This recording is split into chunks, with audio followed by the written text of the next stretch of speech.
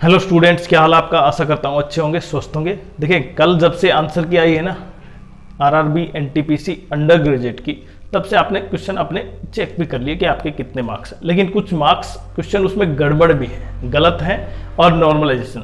लेकिन देखिए, शिफ्ट बहुत ज़्यादा थी, इसलिए प्रत्येक बच्चे का अगर जिनको सबसे इंपॉर्टेंट जिनको अपने नॉर्मलाइजेशन मार्क्स कितने ऐड हो सकते हैं वो देखना है, तो जरूर अपने कमेंट्स में अपने जो आपका एग्जाम था, जो शिफ्ट थी और डेट, वो जरूर मेंशन करना है। उसी के बाद हम बता पाएंगे कि आपका नॉर्मलाइज स्कोर कितना ऐड हो सकता है, सबसे इंपॉर्टेंट। दूसरा, हमारे पास 1 लाख के आसपास कैंडिडेट्स के डाटा है प्लस के, और उसके बेसिस पर जो यहाँ पे ट्रेंड दिखाई दे रहा है ना, उसमें सबसे इंपॉर्टेंट क्या है कि पहले यहाँ पे शिफ्ट देखते थे हम। लेकिन अगर मैं सभी शिफ्टों को नहीं दिखा रहा आपके लिए, सबसे पहले केवल जो शिफ्ट सबसे इजी थी उसके बारे में बता रहा हूं। उसके एवरेज मार्क्स देखें यहाँ पे लगभग 53 किसकी 11/8/25 की 53.75, 8/8/25 में कितना है 53.81, 20/8 में कितना है 54.12, उसके अलावा 13/8/25 में देखें 54.26 और 1/9/25 की 51.72। हालांकि मैंने सभी को नहीं दिखाया, लेकिन यहाँ पे सबसे हार्डेस्ट शिफ्ट की बात करूं मैं तो देखिए 21/8/25 की जो हार्डेस्ट शिफ्ट थी उसमें मार्क्स बने हैं केवल 52 एवरेज मार्क्स। ये एवरेज मार्क्स हैं। और जो इजीएस्ट शिफ्ट थी, सबसे इजी की बात करूं, उसमें देखिए 4 इवनिंग की जो 4:30 से 6 बजे तक थी, उसमें बच्चों के मार्क्स गए हैं 61। मतलब एवरेज की बात करें तो 52 से यहां पे 52 से 61 के आसपास, मतलब लगभग 9 मार्क्स का डिफरेंस है और उसी के बीच में है। लेकिन यहाँ पे टोटल हमारे पास डाटा भी है प्लस 1 लाख प्लस के, वहां पे यूआर, ओबीसी, ईडब्ल्यूएस, एससी और एसटी कैटेगरी के। अब देखिए यहाँ पे ये जो सबसे इंपॉर्टेंट, पहले ये पॉइंट देखें कि यहाँ पे जब इजी शिफ्ट थी तो उसमें लगभग 2500 के आसपास बच्चे थे, और यहाँ पे जब मैं मार्क्स का कैलकुलेशन देखता हूं यहाँ पे 90 प्लस में कितने हैं 15 बच्चों के आसपास। 85 में देखें 85 525 टोटल है। मतलब जैसे जैसे मार्क्स आप देख पा रहे हैं कैटेगरी वाइज भी, और जैसे जैसे मार्क्स डाउन है तो स्टूडेंट की संख्या एकदम से बढ़ रही है। यहाँ पे 85 से देखिए 80 हुआ तो 3260 हो गए, जिसमें यूआर की 1024, ओबीसी 1324, ये आप 32, ये आप देख सकते हैं। यूआर और ओबीसी में ज्यादा कंपटीशन है यूआर के बेसिस पर। 75 80 में भी देख ले वही ट्रेंड चल रहा है, संख्या लगातार बढ़ रही है। यहां पे 70 प्लस में 30,000 के आसपास हो गए, और ये केवल कितना है, लगभग आप मान सकते हैं कि 1/3 कैंडिडेट्स का डाटा है। अब सबसे इंपॉर्टेंट ये है कि अगर मैं यहीं पे रुक जाता हूं 75 प्लस 65 का, देखिए मैंने डाटा डायरेक्ट लिखा नहीं है, क्यों?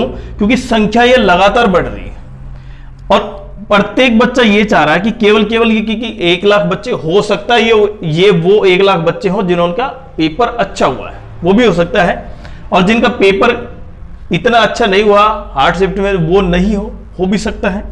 लेकिन सबसे इंपॉर्टेंट ये है कि इन दोनों के बीच जो एवरेज मार्क्स हैं यहां पे 52 से 61 के बीच, ये जो एवरेज मार्क्स हैं इसमें कितने रा स्कोर ऐड होगा। हम जोन वाइज भी कट ऑफ एक्सपेक्टेड लेके आएंगे, बताते हैं। अभी पहले ये देखें आप, अब यहां पे जब रा स्कोर ये है तो उसमें क्या होगा भाई, नॉर्मलाइजेशन होगा और प्लस रॉन्ग क्वेश्चन के आंसर होंगे। अब सबसे इंपॉर्टेंट ये कि अगर क्वेश्चन ही रॉन्ग है तो ऑप्शन 4 हैं और चारों गलत हैं तो सबको मार्क्स मिलेगा। सबसे इंपॉर्टेंट ये है।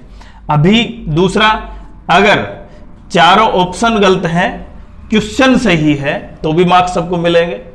तीसरा, अगर यहां पे क्वेश्चन अभी वो गलत है लेकिन आपने टिक किया है यही गलत वाला और फाइनल आंसर की में ठीक हो जाता है, तो वो मार्क्स केवल उसको मिलेगा जिसका ऑप्शन वो सही था। मतलब अब एवरेज में कट ऑफ कितनी जा सकती है वो देखते हैं सबसे पहले। अब सबसे इंपॉर्टेंट क्या कि रा कट ऑफ कितनी होगी जिसमें नॉर्मलाइजेशन और रॉन्ग क्वेश्चन हो, वो ऐड करने के बाद, और जोन वाइज और जर्नल कैटेगरी वाइज, मतलब कैटेगरी वाइज कि लगभग कितने हो जिनके जो सीबीटी सेकंड की तैयारी करें, क्योंकि सीबीटी सेकंड में वही बैठेगा जिसका सीबीटी फर्स्ट क्वालिफाई हो, और वो क्वालिफाई करने के लिए आपके कम से कम इतने मार्क्स हो। तो यहां पे आप एवरेज मार्क्स देखा आपने, एवरेज मार्क्स थे लगभग 52 से 61 का लगभग एवरेज मार्क्स। अगर मैं एवरेज निकाल के देखूं यहां पे, तो अगर आपके इतने मार्क्स भी नहीं बन पा रहे हैं, जिन बच्चों के एवरेज मार्क्स भी नहीं बन पा रहे हैं, तो देखिए ये दैट इज ट्रुथ, ये सच्चाई है कि वो शायद कट ऑफ में नहीं आ पाएंगे। और ये आपको भी पता है क्योंकि इतनी कट ऑफ नहीं जाएगी कि 52 के आसपास ले आए, ये आपको भी पता है। तो इसलिए, लेकिन उनके लिए एक विकल्प है क्या, ग्रुप डी, आरआरबी का रेलवे रिक्रूटमेंट बोर्ड का ग्रुप डी का जो कब से है, 17 नवंबर से है, आप उसमें अपनी तैयारी झोंक दे। लेकिन एक पॉइंट पता है क्या है, उनको तो ये लगता है कि उन्होंने जो मैथ्स, रीजनिंग, जीके उन्होंने पता है कि वो पढ़ रखा है, तो इसलिए एक बार और पढ़ लेंगे। लेकिन यही गलती की वजह से वो group NTPC RRB under graduate में रह गई। क्यों? क्योंकि उनको लगता था कि उन्होंने जो सीजीएल की तैयारी की है, एनटीपीसी ग्रेजुएट लेवल की तैयारी की, इसलिए वो तो ये क्वालिफाई आराम से कर देंगे, लेकिन नहीं हो पाया। कारण यही था कि वो लगातार कंट्रीब्यूशन नहीं कर रहे थे, मतलब लगातार नहीं पढ़ रहे थे। तो इसलिए नॉर्मलाइज स्कोर, अब सबसे इंपॉर्टेंट देखिए यहां पे एवरेज मार्क्स कितने हैं, तो लगभग 9 मार्क्स का डिफरेंस। अब 9 मार्क्स का मतलब है कि नॉर्मलाइजेशन में आपको मैक्सिमम 8 से 9 मार्क्स ही ऐड होंगे। अभी अगर ये रहा डाटा हमारे पास है 1 लाख के आसपास, तो इसी के बेसिस पर हो सकता है मैक्सिमम ये 10 चला जाए, लेकिन इससे ज्यादा नहीं जाएगा। मतलब 8 से 10 नंबर तक मैक्सिमम आपके ये जुड़ सकते हैं। लेकिन सबसे इंपॉर्टेंट ये है कि किसके जुड़ेंगे, किसके नहीं जुड़े। अब जिनकी इजी शिफ्ट थी उनके तो मार्क्स जुड़ेंगे नहीं, हाँ हो सकता है कहीं कट भी सकते हैं, नहीं भी कटे। लेकिन सबसे इंपॉर्टेंट है कि आपकी कौन सी शिफ्ट थी और आपके कितने मार्क्स नॉर्मलाइजेशन के ऐड हो सकते हैं। आप जरूर कमेंट्स करें आपकी शिफ्ट और आपकी डेट, कौन सी शिफ्ट थी और किस डेट में था, तो जिससे हम बता पाएंगे आपके नॉर्मलाइज स्कोर कितने हो सकते हैं। सबसे इंपॉर्टेंट, अब जो बच्चे सीबीटी सेकंड की तैयारी करेंगे उनके लिए कम से कम कितने मार्क्स। अब ऐसा तो है नहीं कि सीबीटी सेकंड अभी अगले महीने हो जाएगा आपके लिए, क्योंकि देखिए नवंबर में क्या है, ग्रुप डी का है 17 नवंबर से, और दिसंबर तक है वो कंप्लीट। मतलब अगर आपका नवंबर के आसपास चला जाता है तो फिर आपका पेपर होगा ही नहीं। और उस नवंबर से सितंबर से नवंबर के बीच केवल अक्टूबर के आसपास बचता है, और उसमें अगर ये भी समझे आप, जो एनटीपीसी ग्रेजुएट लेवल का है ना, उसका सीबीटी सेकंड होगा, और इसका रिजल्ट एनटीपीसी ग्रेजुएट लेवल का रिजल्ट जो सीबीटी फर्स्ट का, वो कहीं ना कहीं आज या कल के दौरान आ सकता है। बिल्कुल सही समझे आप। पहला वो भी बताएंगे उसके बारे में कब रिजल्ट आएगा। तो आपका एग्जाम तो अभी है नहीं, सबसे इंपॉर्टेंट ये। तो आपको एग्जाम की तैयारी लंबे समय के लिए करनी है, मतलब जनवरी के आसपास। लेकिन उससे पहले आपको ग्रुप डी देना है, तो कंटिन्यूस आपकी तैयारी होनी चाहिए।